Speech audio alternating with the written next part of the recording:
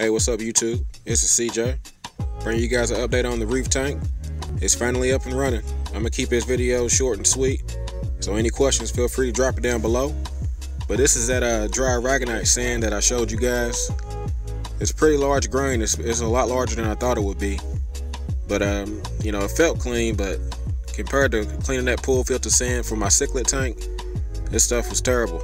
I mean, it was all kinds of milky dust and sand. But you know, after a few rinses and stirs, it actually cleaned up pretty good. Now the rocks, shout out to Cyber Aquarius, appreciate letting us know this. So after looking at a few rocks around town, I couldn't find any base rock that was the quality of what I'm showing you right now. I'm not a saltwater guy like you guys know. This is my first one, but you know, compared to the other rocks I've seen, hands down, this is the better choice. I don't know about the other online rock companies.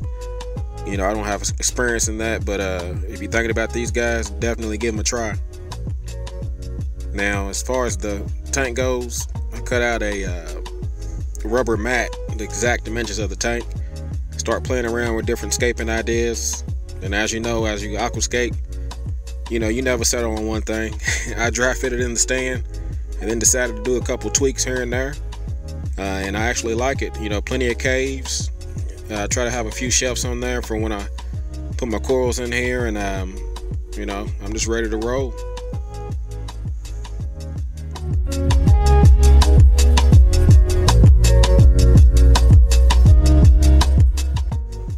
All right, time to fill up the tank.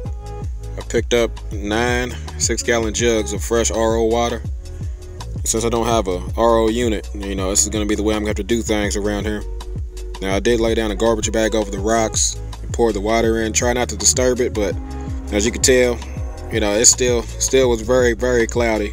And this is before even adding the finer live sand I picked up that I'm going to put on top of it. Yeah, if you're new to the hobby, definitely grab you one of these refractometers.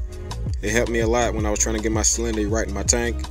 Definitely wanted to get it right before I added this live sand. I wanted to try to keep that bacteria alive. As far as circulation, 2 Aqueon power heads, they definitely get the job done in my cichlid tank, so I want to try them on this. But as you can see, just a quick look at the sump. The skimmer's been running for about a day. Starting to get some bubbles. It's starting to break in. As you can see, got a little homemade DIY silencer. Seen a guy on YouTube doing this. It's basically a medicine bottle, poke a hole in the bottom, poke a hole in the top, add a tube in. It does the job. It's actually pretty quiet, and as far as I can tell, it's not affecting performance, but you know, you never know. This is my first skimmer, so I'll let you know how it goes. I might end up taking it off. But my refugium and the mission to get rid of this dust in the tank, I filled it up with all filter floss. This is temporary, of course, until the you know, tank's crystal like I want, and I'll be throwing that away. But this refugium area was full of foam and dust and all kinds of stuff before I added that floss. It definitely has cleared up the tank, so you know, recommend you guys try it. I also have a media bag with floss kind of over the drain tubes as well. But that's enough of this sump action. I'm gonna show y'all what the tank's looking like. There we go. Man, I can finally enjoy looking at the tank now. The filter floss definitely helped me out, so if you all have never done it, or I'm sure you have, definitely try loading your sump up with it. At least while you're doing this, these beginning stages. As you can see, tank's crystal. See from one end to the next. Showing you guys a little bit of my scape.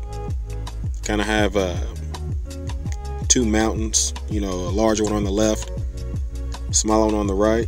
Plenty of caves. Plenty of different levels in the tank for different corals. You know, medium, low light corals. I'm gonna be running all softies and LPS corals in this tank. You know, I'm not gonna spend that much money on any SPS corals, but that's a long way from now. I'm definitely loving this. Let me know what you guys think as far as, you know, if this is enough open spaces. Definitely try to leave caves and space for, you know, good flow to go through my rock work.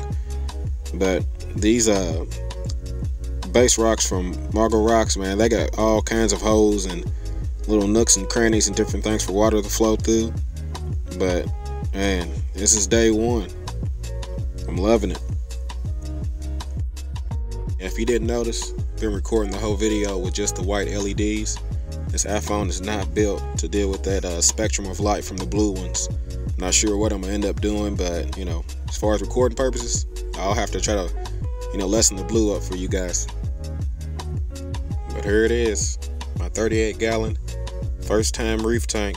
And definitely weigh in, guys. Let me know what I can do to improve this. Like I said, I'm still learning in the hobby. Had a few problems with this tank. It wasn't a clean install.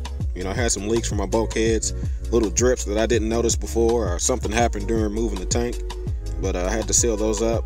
But the biggest problem I had was my salinity. I actually put too much salt in, so, you know, word to the wise, take your time with that. It's better to raise it up slower than, you know, start off too high. I had to, you know, remove like 7 gallons of water and refill it with RO to kind of get it right, but it's perfect now. But definitely, you know, watch out for that. But I just want to keep this video short and sweet. You know, definitely going to be updating you guys on what's going on here as far as cycling it. So feel free, you know, leave me a comment, like, comment, subscribe, you know, do what y'all do. Y'all be easy.